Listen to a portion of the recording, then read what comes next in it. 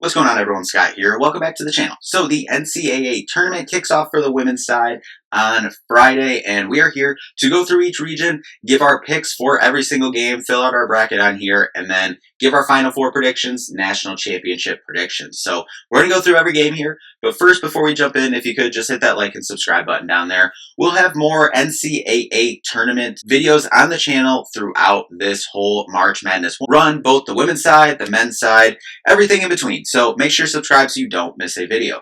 So we're going to start out in Regional 1, Spokane, with the number 1 overall seed, UCLA, playing number 16 seeded Southern. I don't think any of the 1 seeds are in trouble here in the first round. So I got UCLA. They're favored by 41.5 currently over Southern. I got UCLA moving on here. Richmond versus Georgia Tech in the 8-9 matchup. Tight game. Georgia Tech favored by 1.5 currently. I like Georgia Tech in this one. Ole Miss, Ball State. Now, I think this could be an interesting one, but I got Ole Miss moving on. The 4-13 matchup, Baylor, Grand Canyon. Baylor favored by about 16.5 right now at time of recording. I kind of like Grand Canyon. Keep the Cinderella story going. We got the 13 seed beating the 4 seed right here, moving on to play Ole Miss. Then we got the 6 seed Florida State versus George Mason. Florida State moving on. LSU, San Diego State. LSU, I got moving on. Michigan State, Harvard. Now, this is a popular pick. Obviously, Michigan State fan here, if you can't tell, obviously. But Harvard is a popular pick for a lot of people. A lot of people have Harvard in this 7-10 upset. Michigan State still favored by about 5.5 right now. I'm going to go with Michigan State to win this first round game. But really, the way Michigan State plays, they're going to pressure you all game. They're good offensively, and they can do a lot of things. Theron Halleck, Grace Van Sluten, Julia Aralt. I think Michigan State has enough to get through this 7-10 matchup, even though this is a popular pick for a lot of people for an upset in this one. Then you got NC State playing Vermont. I got NC State moving on in this one. Up at the top, again, in the second round, we got UCLA versus Georgia Tech. I got UCLA moving on. Think they have a fairly easy path to a deep run in this tournament from this top half of the bracket. In the second game here, we have Ole Miss and Grand Canyon. I think Ole Miss ends the Cinderella story right here in the second round, and Ole Miss moves on to the Sweet 16. Florida State versus LSU. I got LSU moving on in this one. Michigan State, NC State. Now, I do think this is an interesting matchup, and I know a lot of people are out on Michigan State currently because if you look a month and a half ago, Michigan State was projected as about a 4 seed. I mean, they have been a top 25 team pretty much all year long. Did just fall out at the end of the year after a rough kind of end to the regular season and obviously an early exit in the Big Ten tournament, but that team's still in there. And you want to know why they had that rough stretch? It's because they were playing the top of the Big Ten, which also happens to be the top of the country. UCLA, they played very close. Should have won that game, even though Lauren Betts was out for them. USC, Iowa in the Big Ten tournament, who was probably the hottest team in the Big Ten, not named UCLA or USC. And I'm going to go with Michigan State to get past NC State in this one in a tough battle. And going up to the Sweet 16, UCLA versus Ole Miss. UCLA, I got moving on to the Elite 8. Then at the bottom for this Sweet 16 here, LSU, the 3 seed versus Michigan State, the 7 seed. I think Flau'jae Johnson, LSU, just going to be too much in this one. LSU gets back to an Elite 8. And then in the Elite 8, I have UCLA moving on over LSU.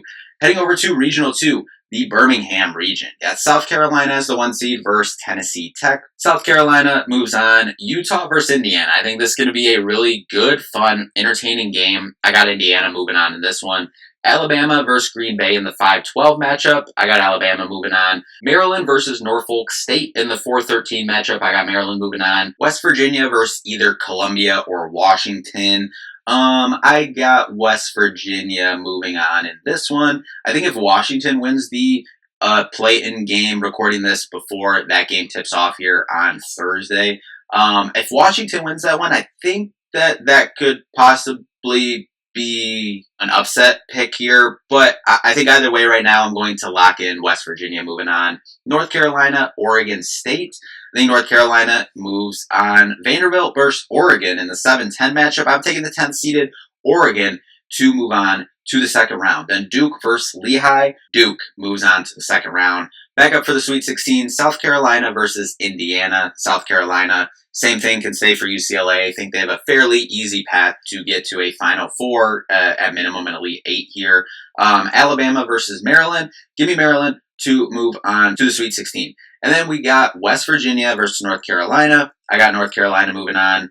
Oregon versus Duke. And then this is a very interesting one. Obviously, Duke, the number 2 seed here, possibly setting up a rivalry matchup in the Sweet 16 with North Carolina.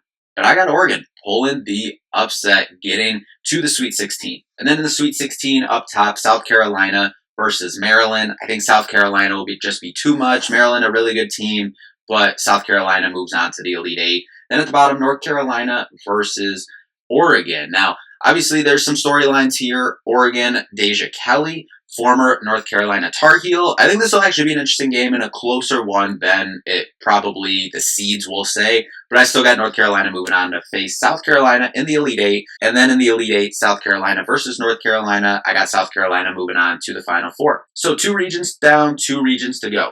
Down in Regional 3, Birmingham got Texas, the number 1 seed in this region, playing either High Point or William and Mary. We're recording this before that game tips off as well. So I think either way, Texas wins that one.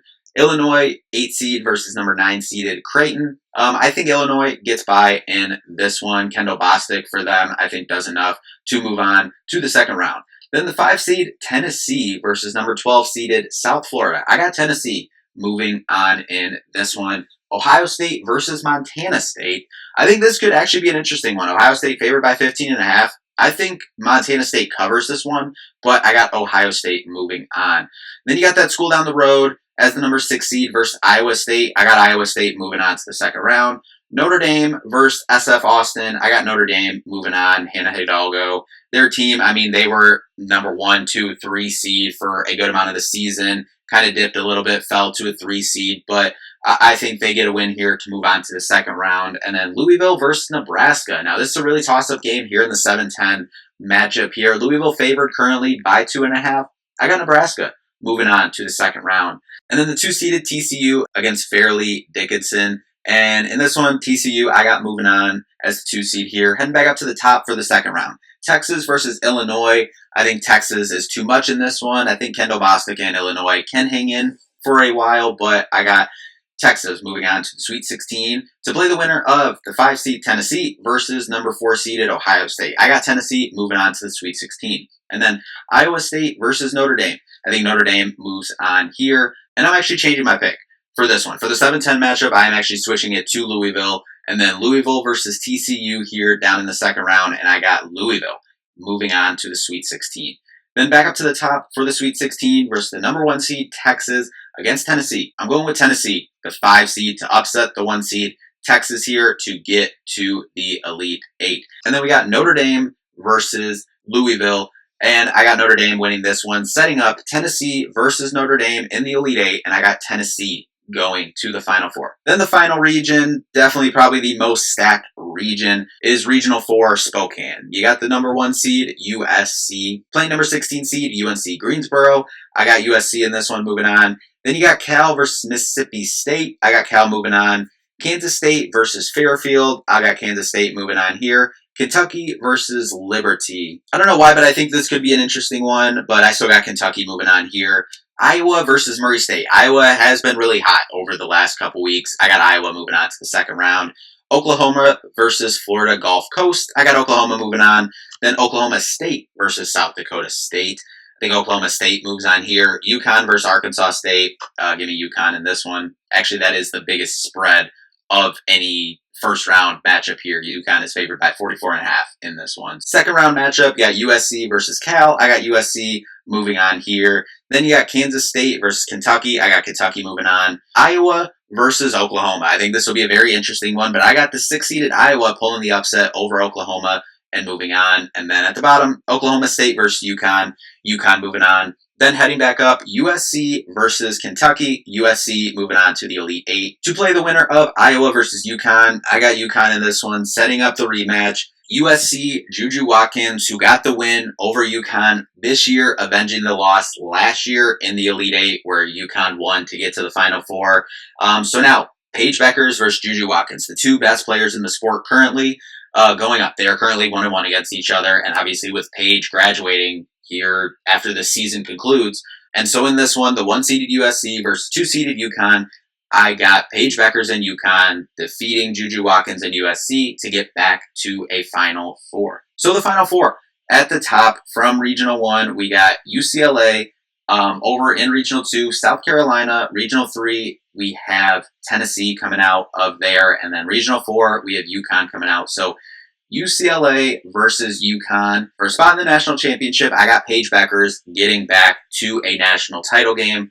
On the other side, South Carolina versus Tennessee. I think this will be a very interesting game, but I think at the end of the day, South Carolina, too much will wear Tennessee down throughout the game. Too much to throw at you. South Carolina gets back to a national championship game, setting up a national championship of UConn versus South Carolina. Now, I have said this from the beginning of the year, and I am not changing this. I do not see a world where Paige Bueckers leaves college, in my opinion, the best player in the sport for all of her years in college. When healthy, I believe she has been the best player in college basketball for her entire career. This does not change my mind. She gets another shot here at a national title game. And it's not just Paige Bueckers for UConn. You got AZ Fudd. You got Sarah Strong. You know, it's the group for UConn. Obviously, South Carolina has an incredible team as well. You could make an argument they should be the #1 overall seed. And that's Dawn Staley, incredible coach, best 1-2 coach. I mean, this is the matchup of the two best coaches in the sport. Gino Auriemma versus Dawn Staley. And the teams match that. These are, in my opinion, these are the two best teams